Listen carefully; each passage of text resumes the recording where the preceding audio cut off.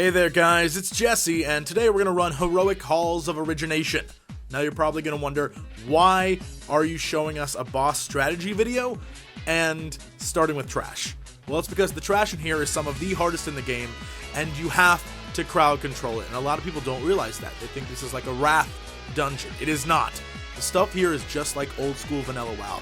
You have to crowd control it. Also, all the guys in here, as you'll notice for our poor rogue, all the guys in here tail swipe, which means you cannot stand on their butt melee. Also, you have to interrupt, especially the guy with the wings. If you don't, the tank will get owned. A big problem, especially for healers like myself, who unfortunately are massively handicapped. Healing is a lot harder in Cata. I hate to break it to you guys. What Blizz did to make healing challenging is they raised everyone's HP, raised the damage the mobs deal, but didn't change the amount we heal. So we have to heal more of it, and we have to do it faster, and unfortunately they made our mana pools smaller and raised the amount of mana we need to use on our fastest heals to heal you. So yeah, it's harder.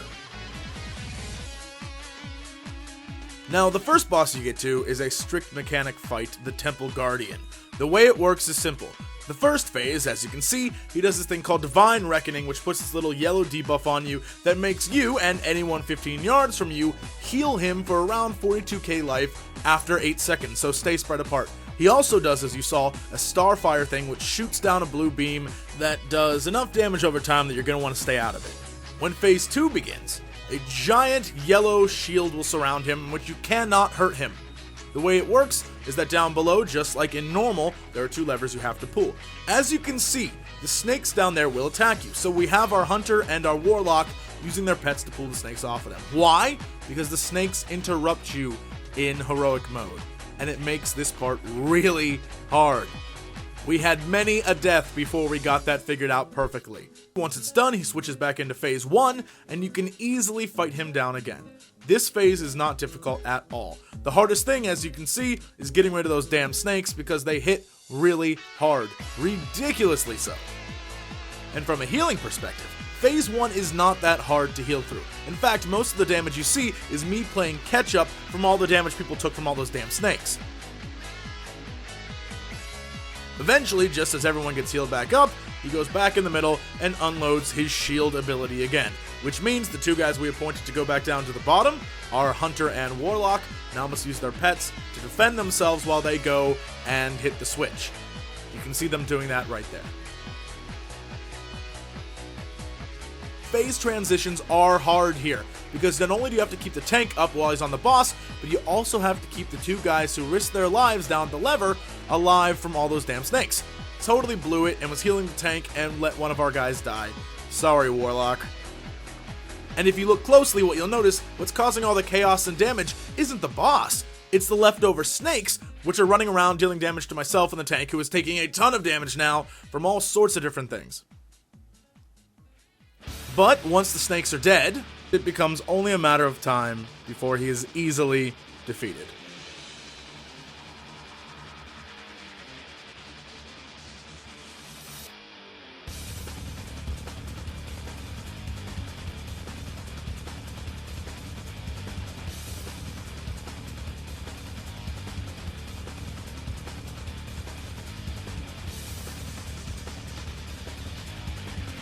The next boss you'll fight is the Earth Rager.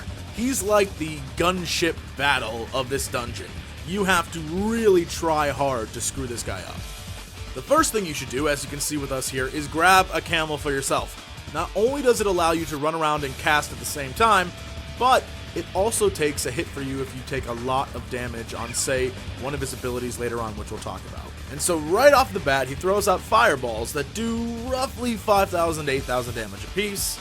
And he does his Raging Smash ability that does 100% more damage, which you really don't need to worry about. And he does this spike that pops out of the ground, but they're really easy to see and get out of the way of because of the ground effects. Phase 1, as you can tell, is a very simple back and forth spank and tank, not too difficult.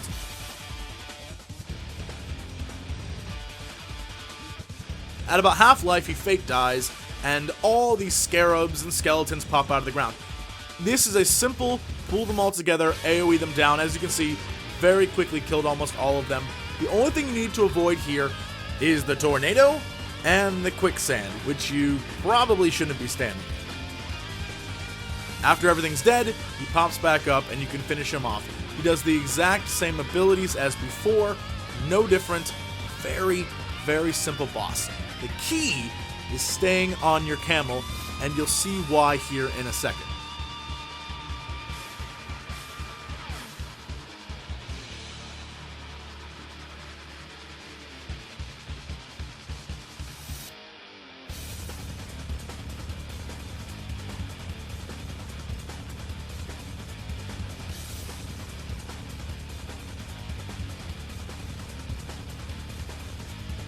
And like that, one of the easiest heroic achievements ever. The next boss fight is against this Anrafet guy. He's a guardian who has many different abilities, but there are only two that really matter. While his crumbling ruin stacking health decrease is bad, and the Nemesis strike is something melee should watch out for, the majority of the damage in this fight comes from the Alpha Beams and Omega Stance. Alpha Beams, basically he randomly targets someone, putting a dark circle on the ground, and if you don't move before it hits you, you are likely to take 1 or 2 ticks. By the time the third one goes off, you're dead. Simple as that. And in Heroic, the circles stay on the ground, which means there's less room for you to move around, or you may stumble upon one and screw your team over. Finally, he does about a 5,000 damage a second, 8-second Omega Stance. The whole point of this stance is to survive any way you can. My group here, as you can tell from us not doing anything, is strategizing about how to minimize the dark circles on the ground. Our strategy we came up with was to group up, and hopefully we'd have few circles because he'd only be going after us in certain areas, and we could keep him in this general vicinity and kill him very easily. This was our first strategy. I'll show you how it went, and let you be the judge.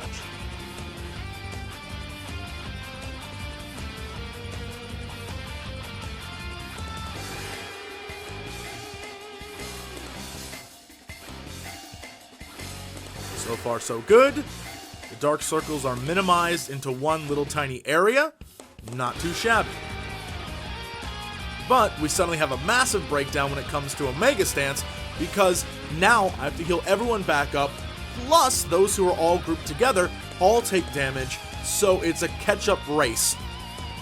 And in order to keep them and the tank alive, I have to heal with speed I do not have, which forces me to heal way more than I should, which makes me run out of mana faster, which makes me try to catch up more, and as you can see, we just sort of collapse and fall apart.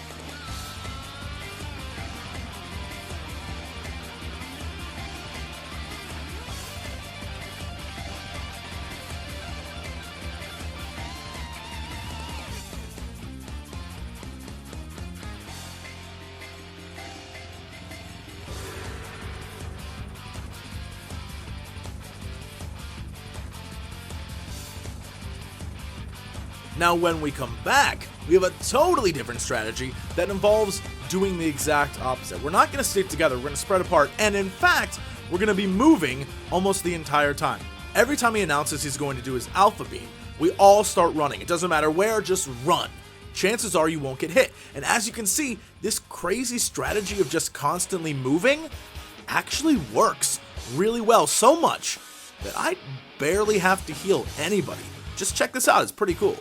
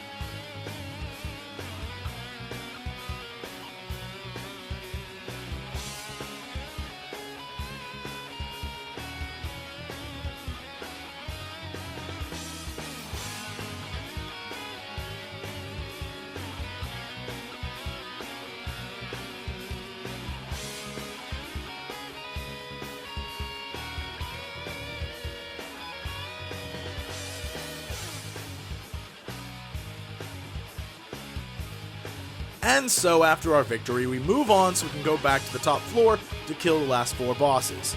And in sort of a hilarious twist, I just want you to read the conversation we have in party chat.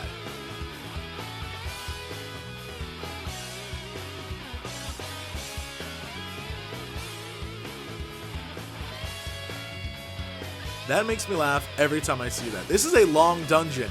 It really makes me wonder how some of the newer players would have handled things like, oh, I don't know, 4-hour Blackrock depth runs, you know. Now, the next boss we decided to do was this guy, Raj. Our Sun God knockoff here is one of the easier of the Final 4 bosses. His abilities aren't even that dangerous. He has this Inferno Leap that he'll jump across the room, and if he lands on you, you're pretty much dead, as our poor hunter found out.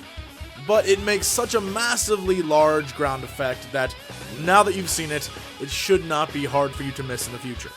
He also does a ground slam that affects melee, but with a 3-second cast time, you should not have any trouble avoiding that. Finally, he does a regen in the middle of the room. It's really not that hard of a fight. Avoid the flames and the tornadoes, and you should minimize all your damage taken.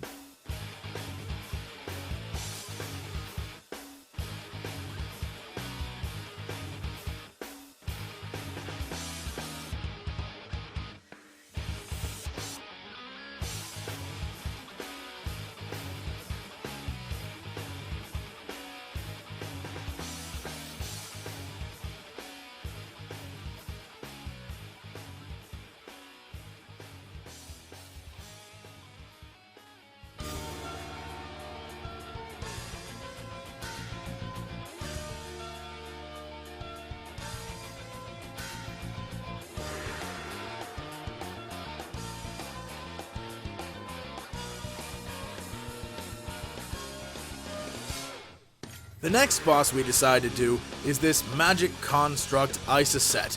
Besides her really annoying laser that follows you around the map, she is essentially just stolen boss mechanics from Wrath of the Lich King.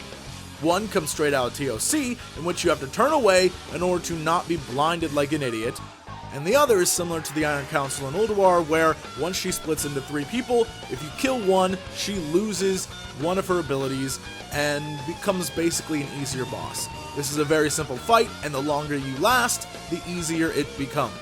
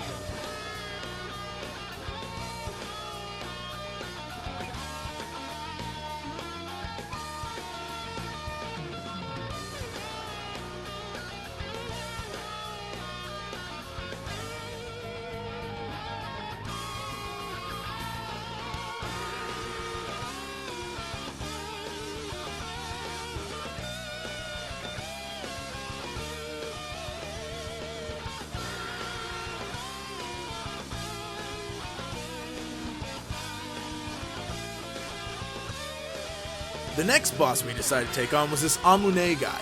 He essentially has control over all of nature, so of course one of his abilities is to spawn little plants. You must kill them immediately, even before they become plants. And other than that, the only other ability he has is he shoots a green beam out of his hands at you, which will lift you into the air, choking you and hurting you. Very easy boss. It's actually kind of funny that the further you get, the easier the bosses get in this dungeon.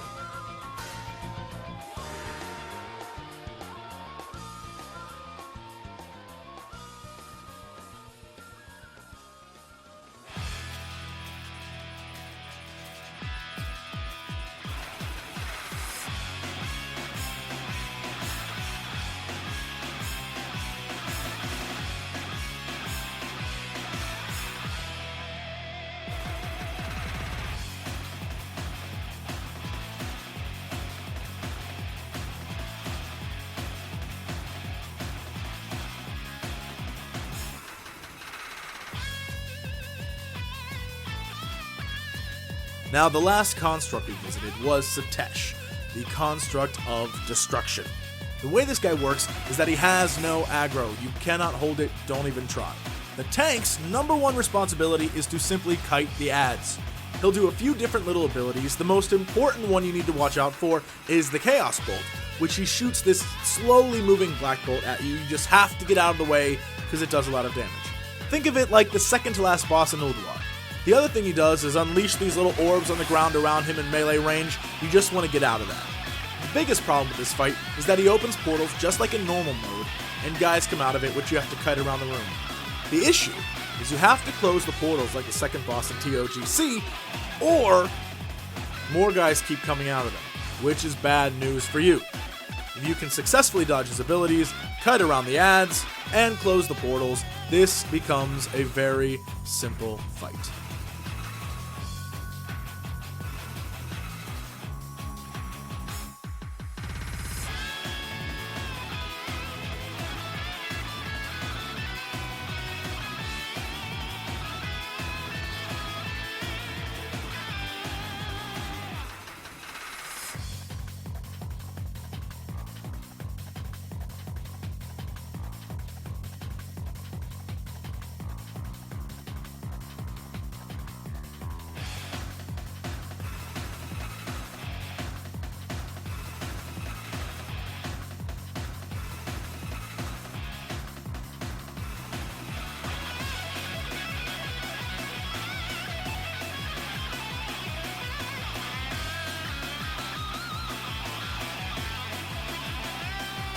And it looks like I finally lucked out and got something I needed.